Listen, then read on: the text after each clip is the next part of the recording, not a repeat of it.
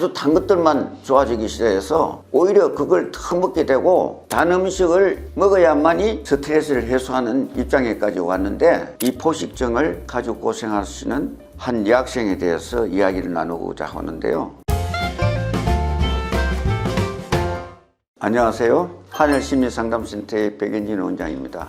이번 치료 사례는 폭식증에 대해서 여러분과 이야기 드리고자 합니다.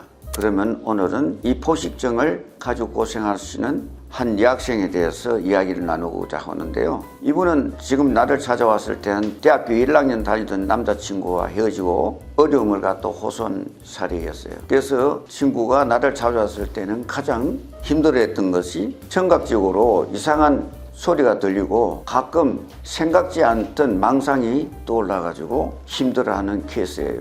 맨 처음에 이분이 이런 어려움을 가지게 된 원인이 뭐냐고 물었더니, 초등학교 6학년 때 한 반에서 있던 친한 남자친구가 하나 있었는데, 이 남자가 어느 날 운동장에서 자기를 보고 아주 뚱뚱하게 생겼다고 그랬는지 모르지만 맷돌 같다고 이야기를 했었어요. 그때 친구가 그런 이야기를 할 때는 별로 어렵지 않게 지나가는 소리도 듣고 잊어먹었는데, 그게 하루 이틀 지나고 나서 항상 그 소리가 머리에 떨어지지 않고 그 친구를 볼 때마다 기억이 났던 겁니다. 그래서 힘들었는데 마침 초등학교를 졸업하고 중학교 가면서 그 남자친구를 다시 만날 수가 없어가지고 잊고 지냈는데, 그러면서도 그때부터 항상 음식을 먹는데 어려움을 겪게 되었어요.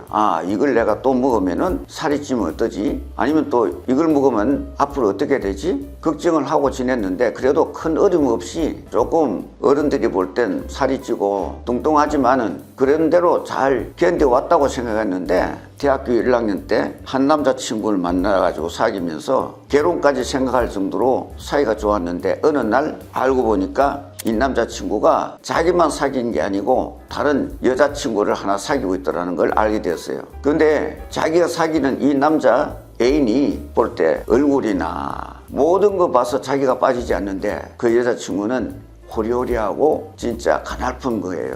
그때부터 이 여자분은 먹는 게 두려워지기 시작했습니다. 그런데 먹으면 안 되는 줄 알면서도 갑자기 어느 날부터 좋아하는 음식이 무엇이냐고 물어봤더니 단 거. 그래서 그 이름을 대는데 트위스, 카라멜 초콜릿, 젤리, 빵, 아주 단 것들만 좋아지기 시작해서 오히려 그걸 더 먹게 되고 단 음식을 먹어야만이 스트레스를 해소하는 입장에까지 왔는데, 이분이 엄마와 같이 나를 찾아왔을 때는 이미 몸이 많이 뚱뚱해져 있고 누가 봐도 한 방에 이건 안 되겠다 하는 정도까지 와 있었어요. 그래서 맨 처음에는 행동 및 인지 치료를 가지고 이 음식을 먹지 못하도록 아니면 먹는 걸 방해할 수 있는 여러 가지 방법을 해봤지만은 몇 회 해도 큰 어려움이 없고, 상담을 할 때는 도움이 되지만은 집에 가면 또 단 걸 찾게 되고, 이렇게 해서 할 수 없이 체면 치료를 시작했던 케이스인데요. 체면 치료에서 어떻게 하느냐면은 내담자를 트란스 상태에 유도한 뒤에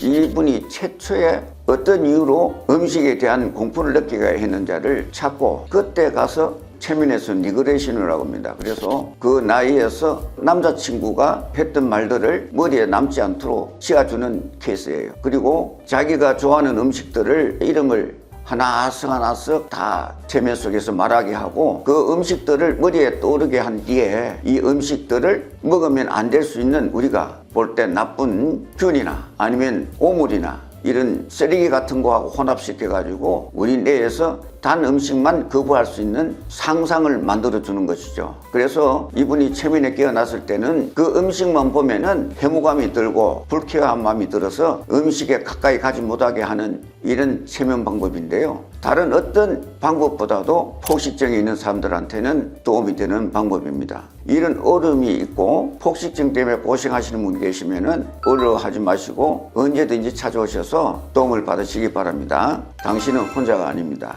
감사합니다.